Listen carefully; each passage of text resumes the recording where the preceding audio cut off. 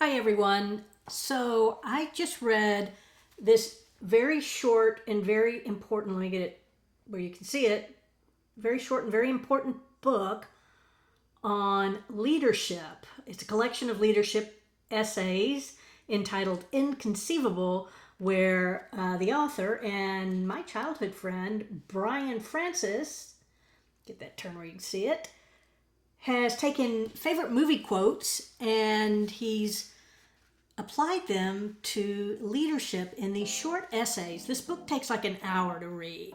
And I really think every person in leadership, especially senior C-suite leadership, anyone director to VP and above, really should read this book. He's got some really great advice and insights in this book. Brian was the director of licensing and regulations for the state of Texas, and he clearly understands what it means to lead with a staff of over 1,000. And I really love Brian because, first of all, he's one of the most intuitive people I know. He is a deep listener, and by that I mean he really watches you while he's listening to you. So he really listens deeply and completely. And better than anything is he owns his mistakes as a leader. And he encourages us all to do that. And it's hard to do. So I want to do that today. I want to talk about something that I'm guilty of, and many of us are guilty of. And it's this thing we do where we want to prove that we are a team player. By golly, we are there for the win, we are there for the mission, and we'll do whatever it takes to get there. So I want to read you a little passage from Inconceivable. This is a passage based on the quote, "Your scientists were so preoccupied with whether or not they could, they didn't stop to think if they should." And that's a quote from Dr. Ian Malcolm from Jurassic Park. So this is the first chapter or the first paragraph from this chapter. As leaders, we must be wary of our right intentions turning left. Our visions should guide us and our missions should drive us. But far too often we take operational detours and consume our organization's time and our team's talent. We saunter into mission creep, extending our organizational reach beyond our wheelhouse, stretching our resources thin, and burning out our team. Our jack of all trades, master of none approach is a treacherous path to avoidable failure. In the tech industry, and especially startup, this jack of all trades, master of none approach can be very insidious. I mean, it can completely consume an organization.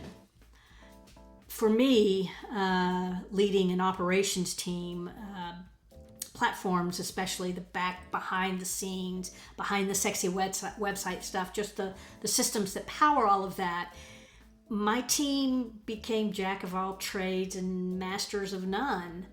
And I'm writing a book as well that I'm going to encourage you to pre-order, and we'll talk about that in a minute.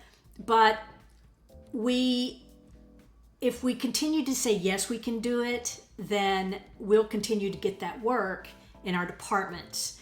I unfortunately built a reputation with my direct reports or my leaders of, don't worry about her, she takes care of her own, that team's fine.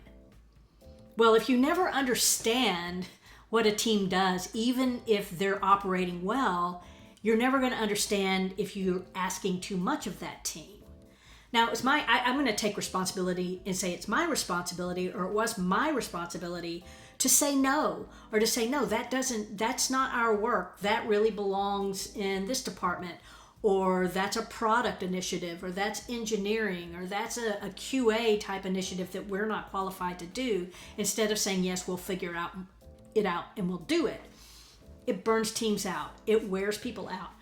I'm still worn out 4 months after being laid off, I am still worn out mentally. I just feel like I don't even have a memory. It's just because I got into this do it, leave it, do it, leave it, do it, leave it rhythm in order to do all of these extra things that made me a master of none. So eventually I figured it out. I was just saying yes, and I really didn't understand why I needed to do something other than the boss is saying, oh, you can your team do this? Yes, of course. I want you to think highly of me. Well, after a few years and some good leadership tips, when I had, good leaders, I finally learned how and taught my team how to ask, what's the material impact of this request? So, for us, if the revenue potential was less than $200,000, then we didn't do it. It wasn't worth it. So that was our benchmark. That was our metric. 200,000. If you can't justify that it's going to pull in an extra $200,000 over what's already budgeted, sorry, we can't do it. And most of the time what you found out is that people had no idea what the material impact of their ask was. So they hadn't even done their homework. They were just going to pass it on to us and we were just going to do it. So ask that question. In fact, leadership should be asking that question. But in the day-to-day just workings of a company, especially a really big company, it's up to the department leads to ask those kind of questions. And then teach and empower your team to ask those questions, because they know, like in my department, there were so many different esoteric, complex skill sets needed and just the workflows that for me to ask, what's the material impact of pulling this person off of their day-to-day to do this project for you, didn't make any sense, because I really didn't know how long it would take that person to do it, nor did I know what the complexity of the ask was based on the systems that person might be responsible for. So empowering the people that work within the various systems to ask that question and say no was what I wanted to do. And if you're not sure if no's the answer, or you're afraid of no, well, that's where leaders come in. We get to defend our teams and tell whoever asked, for something that's unnecessary or not valuable enough, no. So, get into that habit and start doing that. Just material impact. There's got to be some reason. What you'll find oftentimes is it's a nice to have, but it's not a necessary. So nice to haves are great if you have the time for it, but 90% of the time teams are running understaffed anyway. So a nice to have is really just adding more, weight to the day and more, just more weight to the brain power it takes to do many of our jobs. So say no. It's okay to say no. Okay, so here's the other thing. Not only will you burn your team out and yourself out within the workforce, when you get to a place like where I am, or maybe you're still working and you're looking to, step up your career or look for a new job, you're a master of none, because you've just taken on all these different things and you've become a master of none. So yeah, sure, you're a jack of all trades. You can do a little bit of SQL, or you can do a little paid search, or, you can debug a little here and there. But that wasn't your job. Your job might have been something completely different. Maybe it was editorial based or something, I don't know. But you're doing these little things because people know you can probably figure it out and do it. And now you're out there in the world, and you'll find that the job descriptions are pretty narrow for the most part. Yeah, they all have that. And other duties as required, whatever, that's what we're talking about right now, is learning how to say no to other duties as required. But you're going to be able to say SQL, yeah, but do you really know how to do these things? Or are you so broad that you don't feel qualified to do anything narrow? So it can start to make you feel like, oh, I'm overqualified because I'm underqualified. I am overqualified in dabbling and underqualified in expertise, because I'm this, master of none, but jack of all of it. So really, I think this is a really important lesson. Leaders, it's so important. I feel like I learned the hard way, and I owe my team an apology. I should have been saying no to a lot of things a lot sooner than I did. But, unfortunately, we really, a lot of brain burnout within that team. And that's sad because these are great team members.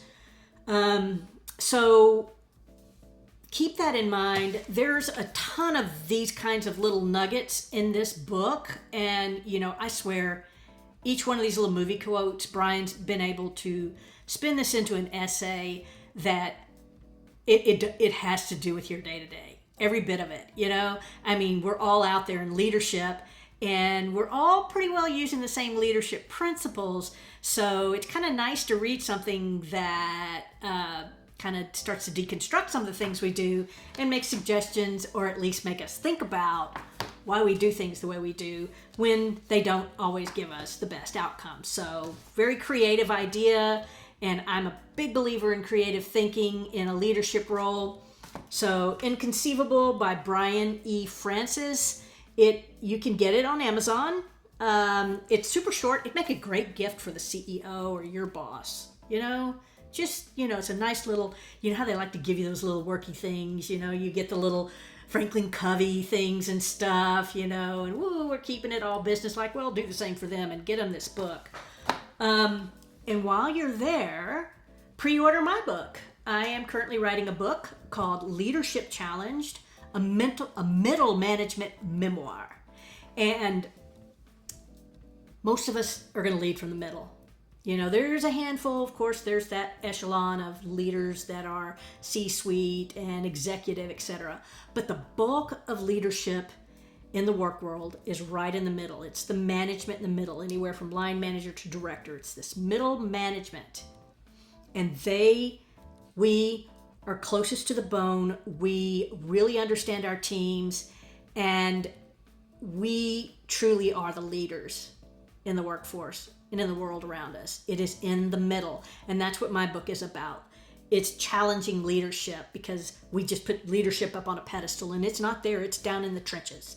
So Leadership Challenged, a middle manager's memoir. It's a very different approach. It's not just one more blah, blah, blah, self-help kind of thing.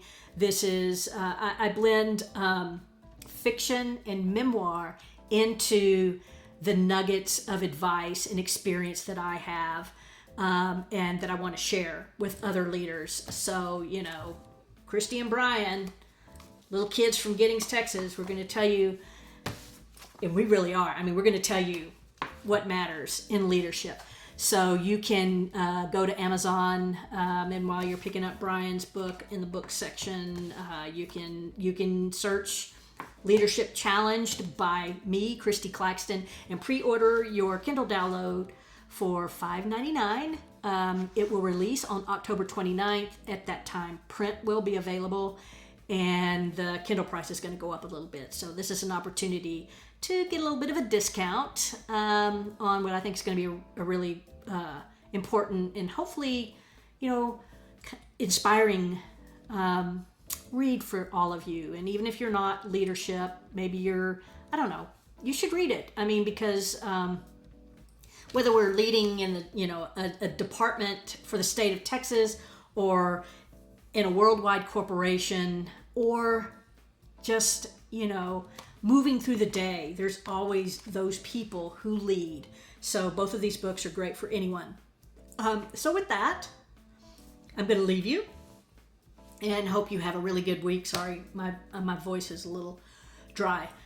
But I want you to have a really good week. And don't forget, go buy yourself some books on Amazon.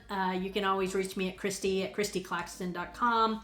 If you have any questions or need any help, on how to access this stuff. I do think it's important, and it's not the same old crap. This thing was fun to read. I read it in an hour, just sat here and read it. And I hope I can compete with Brian. We kind of have since we were little kids, so we'll see if I can do better. Anyway, you guys have a great week. Peace from the porch, and I will talk with you soon.